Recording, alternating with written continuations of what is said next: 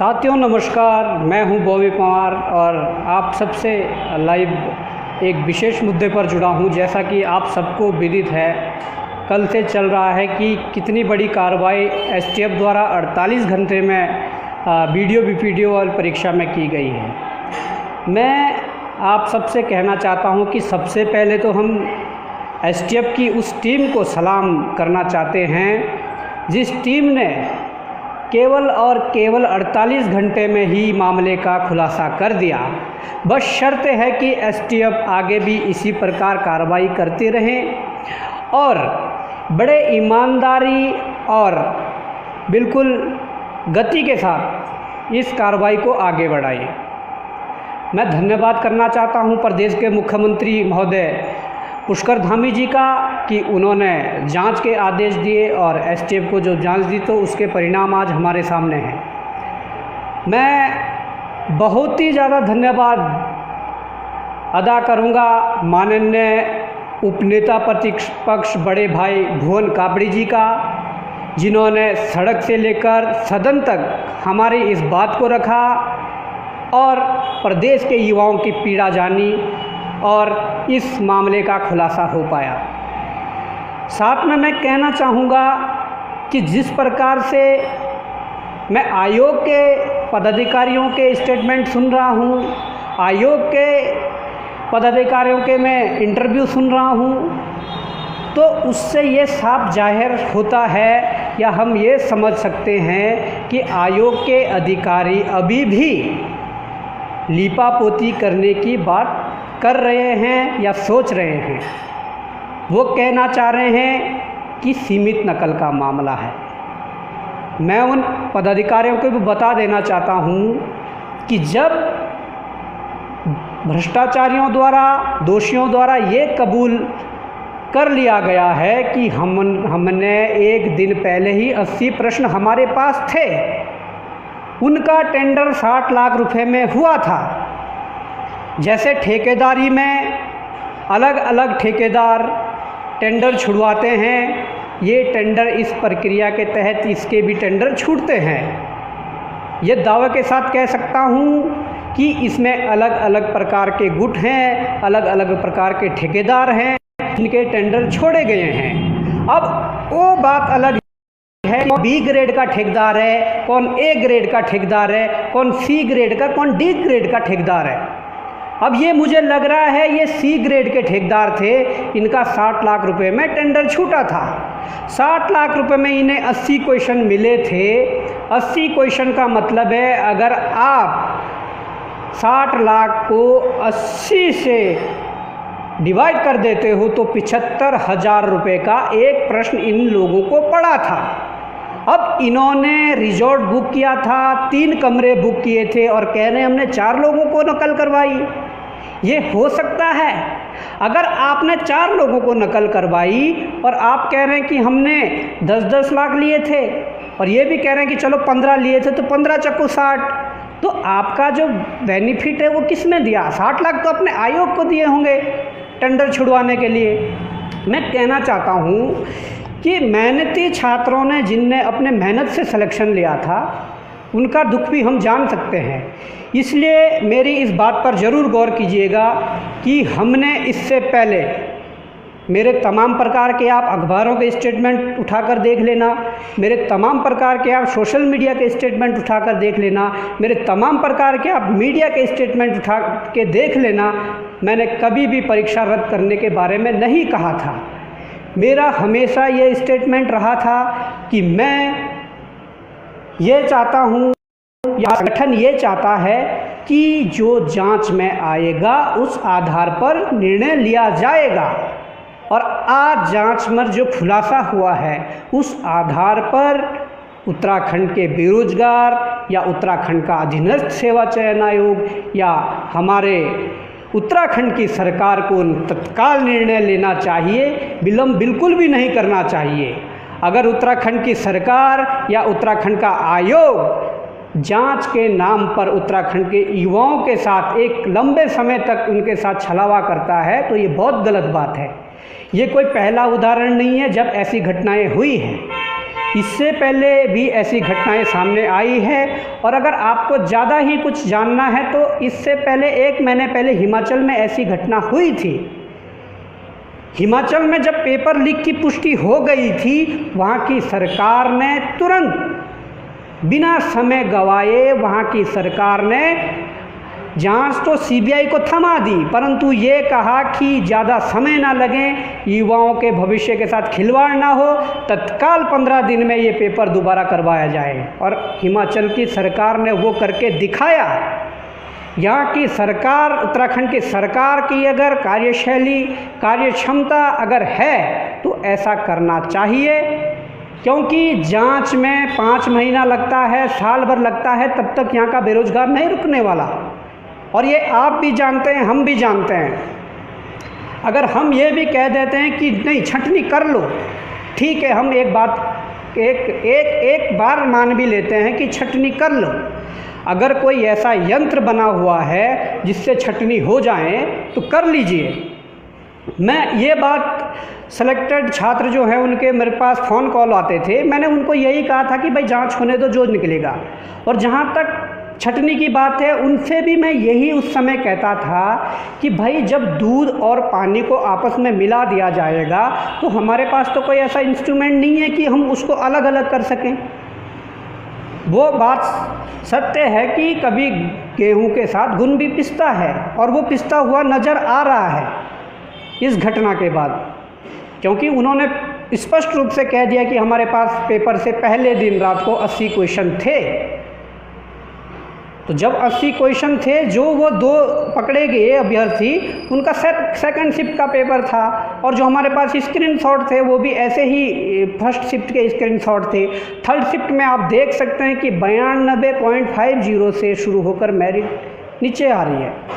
तो मैं उत्तराखंड सरकार से भी यही कहना चाहूँगा कि एसटीएफ ने जिस प्रकार से जांच प्रारंभ की है, यही गति एसटीएफ की रहनी चाहिए, यही पारदर्शिता एसटीएफ की रहनी चाहिए, यही उत्तराखंड सरकार की रहनी चाहिए। और उत्तराखंड सरकार जांच एजेंसी पर दबाव बिल्कुल भी ना डाले, क्योंकि इसमें अब जो मामले खुलने वाले हैं, वो चाहे इंस्टीट्यूटों को लेकर हो या लाइब्रेरी को लेकर हो या कोई पार्टी के पदाधिकारियों को लेकर हो, जो मामले खुलने वाले हैं वो बड़े ज़ोर से खुलेंगे। और हमने भी ये कसम खाई है कि भाई जब हमेशा यही लड़ाई लड़नी है तो एक ही लड़ाई बार बार नहीं लड़ी जानी चाहिए। इस लड़ाई को अंजाम तक पहुंचाने के लिए आप सब प्रदेश भर के युवाओं को एकजुट होना होगा, क्योंकि एक ही लड़ाई को बार बार लड़ने से फ़ायदा नहीं है। मैं कहना चाहूँगा कि भाई जब एक लड़ाई को बार बार लड़ा जाए तो उसका कोई औचित्य नहीं रह जाता। हाँ, एक बार आप पूरी सफाई कर दीजिए ना, बड़े बड़े जो मगरमच्छ है, बड़े बड़े जो माफिया है, उनको सबको अंदर कीजिए। जिन अभ्यर्थियों ने पैसे दिए हैं उनको जेल के अंदर डालो। एक परीक्षा नहीं देंगे। ये नहीं कि फॉरेस्ट गार्ड की तरह एसआईटी रिपोर्ट में नाम आता है कि इन लोगों ने ब्लूटूथ के माध्यम से नकल की है। एसआईटी रिपोर्ट में नाम आता है एक गवर्नमेंट डॉक्यूमेंट, उसके बाद आप उनको ज्वाइनिंग देते हैं, इसकी भी जांच होगी। फॉरेस्ट गार्ड में जो जांच समिति बैठी थी, उस जांच समिति में कितनी पारदर्शिता थी, उसकी भी जांच होगी। वन दरोगा में कितना बड़ा भ्रष्टाचार हुआ है, अपने लोगों को 20-20 नंबर बढ़ाकर 27-27 नंबर नॉर्मलाइजेशन में बढ़ाकर कैसे फ़ायदा पहुंचाया गया, उसकी भी जांच होगी। जो भर्तियां विवादित रही है, उस हर एक भर्ती की जांच होगी। इस लड़ाई को अंजाम तक ले जाने में आप सबके सहयोग की ज़रूरत है। हम धन्यवाद करना चाहेंगे कि विपक्ष के उपनेता प्रतिपक्ष माननीय भुवन कापड़ी जी ने इसे ज़ोरों शोरों से उठाया, और उसके बाद अब जब कार्रवाई हुई तो मुख्यमंत्री जी ने भी आदेश दिए। तो हम यही अपेक्षा करते हैं वो नेता चाहिए विपक्ष का हो, वो नेता चाहिए पक्ष का हो या प्रदेश का मुखिया हो, हम उनसे यही अपेक्षा रखते हैं कि जब भी युवाओं के भविष्य के साथ खिलवाड़ होने की बात आए तो सबसे आगे हमारे नेता प्रतिपक्ष या नेता जो पक्ष के नेता हैं वो सबसे आगे खड़े हों। मुखिया हैं, युवा मुख्यमंत्री, वो आके खड़े हों कि युवाओं के साथ ये नाइंसाफ़ी नहीं होने देंगे। यहाँ पर मूक दर्शक बने रहना शोभा नहीं देता। हम किसी पार्टी विशेष की बात नहीं करेंगे क्योंकि यहाँ पर पार्टी विशेष की बात करके फ़ायदा भी नहीं है। भाई बेरोज़गार हैं, बेरोज़गार किसी पार्टी का नहीं होता। बेरोज़गार कांग्रेस के घर में भी बेरोज़गारी है, भाजपा वालों के घर में भी बेरोज़गारी हैं और अन्य जो राजनीतिक दल हैं उनके बेटे उनके बच्चे भी बेरोज़गार हैं। इसलिए बेरोज़गारी के मुद्दे पर राजनीतिकरण नहीं करना चाहिए, ये सभी दलों को समझ लेना चाहिए। हाँ, जो बेरोज़गारों के साथ आगे कदम से कदम मिलाकर चले, बेरोज़गारों के साथ कंधे से कंधा मिलाकर चले, उनका स्वागत होगा, उनका सम्मान होगा, उनका समर्थन होगा, वो चाहे कोई भी राजनीतिक दल का व्यक्ति हो।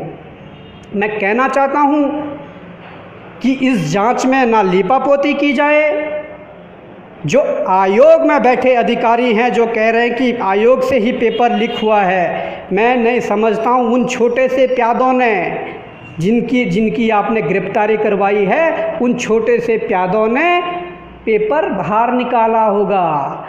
जब उनके सर पर आयोग के बड़े अधिकारियों का हाथ रहा होगा, पेपर तब ही बाहर आया होगा। मैं ये दावे के साथ कहता हूँ और ये कह देना चाहता हूँ कि इसकी भी जांच होगी और उनकी भी जांच होगी जो छोटे मोटे कर्मचारी रहते हुए जिन्होंने करोड़ों अरबों की संपत्ति बना ली, सब उनकी भी जांच होगी। जिनके पास 10 साल 12 साल 15 साल पहले खाने के लिए पैसे नहीं थे, जिनके घर में कद्दू की सब्जी बनती थी, रोटी और दाल और भात नहीं बनता था, कद्दू की सब्जी पे गुजारा करते थे, आज उनके पास अरबों की संपत्ति है, करोड़ों की संपत्ति है, उनकी भी जांच होगी।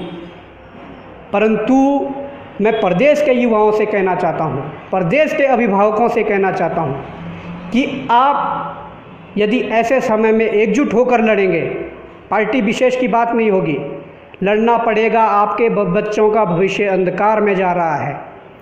आपके बच्चों के हक की जो सीटें हैं, आपके बच्चों के जो हक है, उस हक को मारा जा रहा है। हम चाहते हैं कि प्रदेश में भविष्य में इस प्रकार की घटनाएं ना हों, तो इस जांच को इतना साफ सुथरी तरीके से करना होगा, इतनी पारदर्शिता के साथ करना होगा कि भविष्य में ऐसी घटना को अंजाम देने वाले व्यक्तियों के जो सोचेगा वो 100 बार सोचेगा कि नहीं, यदि हमने ऐसी घटना को अंजाम दिया तो हाल वीडियो बीपीडीओ जैसे दोषियों के साथ जो हुआ वैसा हमारा हाल होना है। ये मिसाल पेश होनी चाहिए दोस्तों।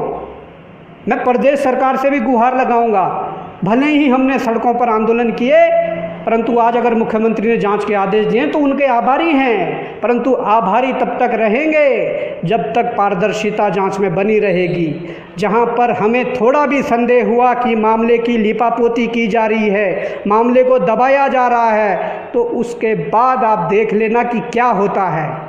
उसके बाद बॉबी पवार दावे के साथ कहता है कि उसके बाद अगर आप इस जांच में भी लीपापोती करते हैं तो सीबीआई जांच के आदेश होंगे, ये लिख के ले लो। सीबीआई जांच के आदेश होंगे, तब चाहे किसी अधिकारी की कुर्सी खतरे में पड़े या नेता की कुर्सी खतरे में पड़े या मुख्यमंत्री की कुर्सी खतरे में पड़े, हमें परवाह नहीं है। हाँ, अगर पारदर्शिता के साथ जांच होती है और उन बड़े बड़े माफियाओं को अंदर करा जाता है, उन पर आजीवन ऐसे कामों पर प्रतिबंध लगा दिया जाता है, क्योंकि हालात वो नहीं होने देंगे जो फॉरेस्ट गार्ड में हुए, जिन्हें तुमने पकड़ा, जिन्हें जेल भेजा, उन्हें कुछ दिन के लिए नौकरी से हटाया, आज नौकरी कर रहे हैं। ये नहीं होने देंगे, बिल्कुल नहीं। जो इसमें दोषी थे, जो जेल गए, आज इंस्टीट्यूट चला रहे हैं, ये नहीं होने देंगे। ये उत्तराखंड का युवा है और ये बदलते उत्तराखंड का युवा है। हमारे आंदोलनकारियों ने उत्तराखंड बनाने के लिए उत्तराखंड आंदोलन लड़ा था, परंतु उत्तराखंड का युवा अब उत्तराखंड को बचाने के लिए आंदोलन लड़ेगा। यदि थोड़ी भी लीपापोती किसी ने की तो समझ लो हालात बहुत बुरे हैं। इसमें ना तो किसी अधिकारी को बख्शा जाएगा, इसमें ना किसी नेता को बख्शा जाएगा, क्योंकि हम हक की लड़ाई लड़ना जानते हैं और बहुत ही अच्छी तरह से लड़ना जानते हैं और बहुत अच्छे तरीके से ईमानदारी से इस लड़ाई को लड़ा जाएगा।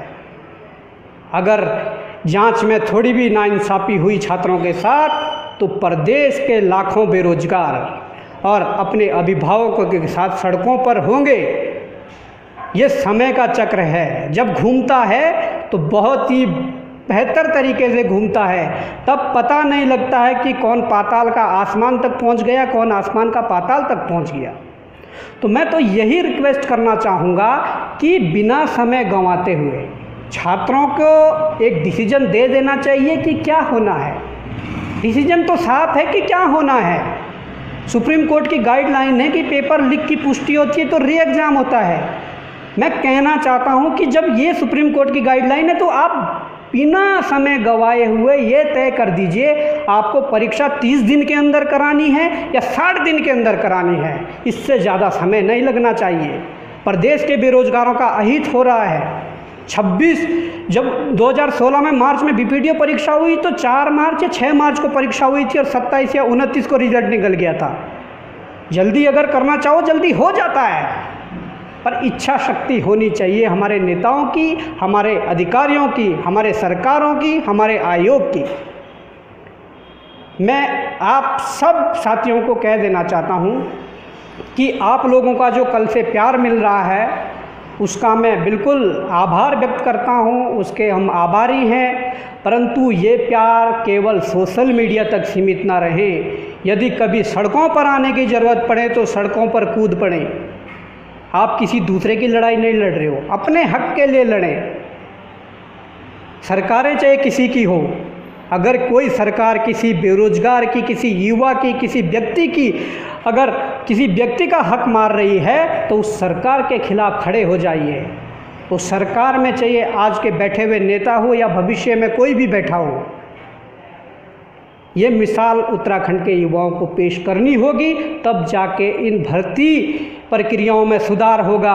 और कम से कम जो कोचिंगों में मोटी मोटी फीस देकर और लाइब्रेरी में मोटी मोटी फीस देकर जो पढ़ रहे हैं, उसके बाद उन लोगों का चयन होना प्रारंभ हो जाएगा। ना कि ठेकेदारी करके आए व्यक्ति का चयन होगा, ना कि नेतागिरी करके आए हुए व्यक्ति का चयन होगा, और ना ही किसी विदेश से आए हुए व्यक्ति का चयन होगा।